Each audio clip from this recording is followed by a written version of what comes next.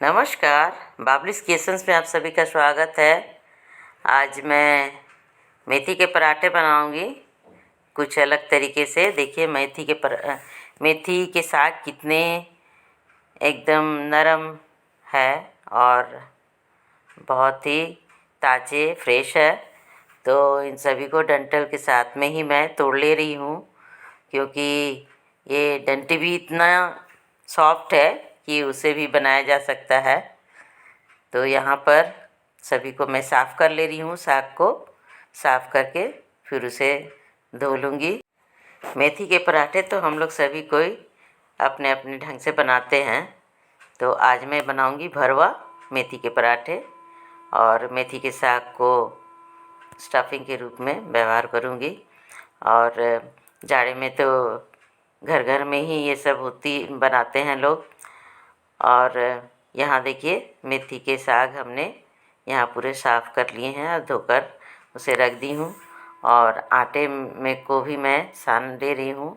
तो आटे में हमने नमक डाले हैं, चिली फ्लेक्स भी डाले हैं और अजवाइन क्रश करके, मंगरेल और थोड़ी सी यहाँ हींग हमने डाले हैं, 1 पिंच, और 1 चम्मच हमने यहाँ पर तेल डाले हैं। और इन सभी को अच्छी तरह मिलाकर उसे एक डो तैयार कर लूँगी और खूब ही सॉफ्ट डो तैयार करूँगी, क्योंकि इसमें स्टफिंग डालकर बनाऊँगी। देखिए हमारा डो तैयार हो गया। उसे भी 10 मिनट के लिए रेस्ट में रख दे रही हूँ। और यहाँ मैं मेथी के साग को धोकर रखी थी, उसे बारीक बारीक काट ले रही हूँ। और ये हर तरह से ही बनाइए, अच्छा लगता है। और ठंड के समय में तो हर घर में ही बनाते हैं हम लोग सभी कोई। सप्ताह में 1 दिन तो होना ही चाहिए। और यहाँ पर मैं अलग अलग 5 यहाँ पर लोई बना ली हूँ और इन सभी को बेल ले रही हूँ। बेल कर और फिर यहाँ पर जो साग हमने रखे हैं, क्योंकि आटे में तो हमने सभी मसाले देकर सान लिए हैं, तो इसीलिए। और जो मेथी के साग है उसको मैं इसी तरह डालूँगी। ऐसे इसके ऊपर भी मसाले स्प्रेड कर सकते हैं। और ये सभी को देकर देखिए रोटी बेलकर उसमें फैला दिए हैं हमने साग को। और फिर रोल करके देखिए इस तरह रोल करने के बाद फिर उसे ऐसे मोड़कर और फिर उसे भी हमने बेल लेना है। और थोड़ी साइड से निकले कोई बात नहीं, लेकिन आटे की वजह से चिपक जाएगा उसमें और थोड़े बहुत बाहर निकलेंगे। और स्टफिंग यहाँ पर देखिए अच्छी तरह यहाँ पर दिया हुआ है। तो इसे बनाइए और गरम गरम ही सर्व कीजिए इसे। सॉस के साथ कुछ नहीं है तो सॉस के साथ खाइए, चाय के साथ भी लोग खाते हैं, या फिर बैगन के भरते, टमाटर की चटनी, तो ये सब के साथ में भी अच्छा लगता है। तो देखिए एक तो हमने बेल कर उसे चढ़ा दी, तवे पर डाल दिए हैं।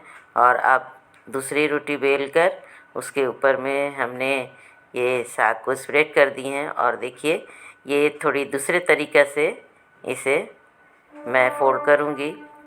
तो ये हर तरीके से ही बना रही हूँ।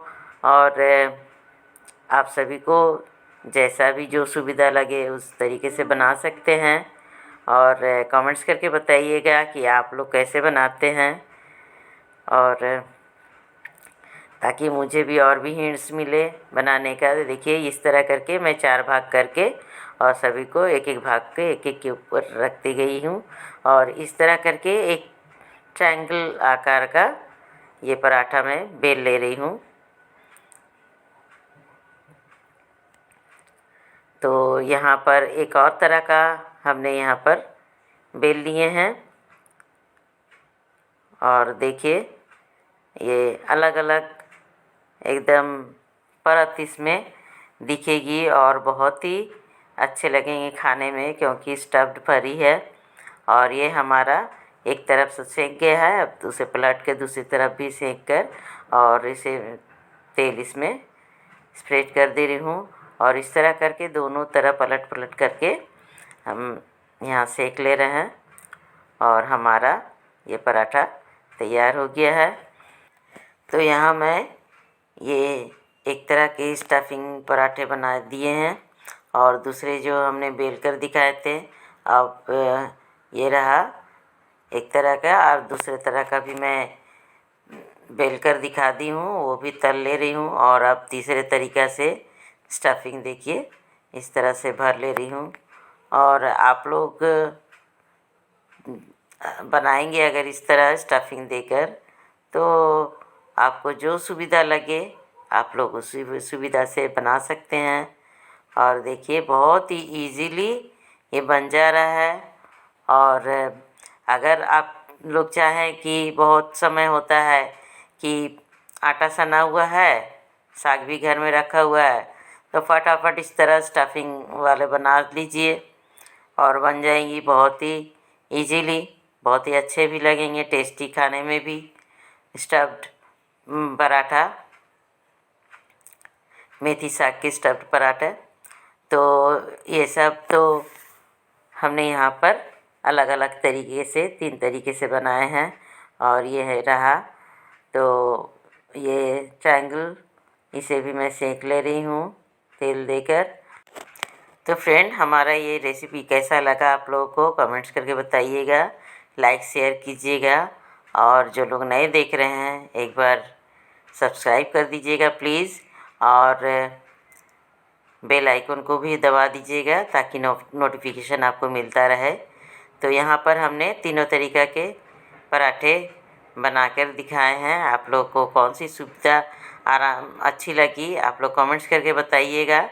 तो देखिए हमारा ये तीनों तरीक़ा के पराठे बहुत ही सॉफ्ट और बहुत ही टेस्टी बने हैं, खाने में भी अच्छी लगेगी। तो फ्रेंड्स, आप लोग को ये वीडियो अगर अच्छा लगा हो तो एक लाइक ज़रूर से ज़रूर दीजिएगा। अंत तक देखने के लिए बहुत बहुत धन्यवाद। मिलती हूँ नेक्स्ट ब्लॉग में।